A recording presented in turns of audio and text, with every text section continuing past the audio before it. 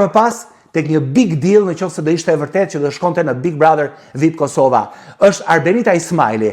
Ka 675.000 ndjekës. Kështu që për 3 muajt e Bigu Kosovës, ajo kap 1 milion. Duket që ende nuk kanë gjetur gjuhën e përbashkët që ajo të thot po, përfundimisht.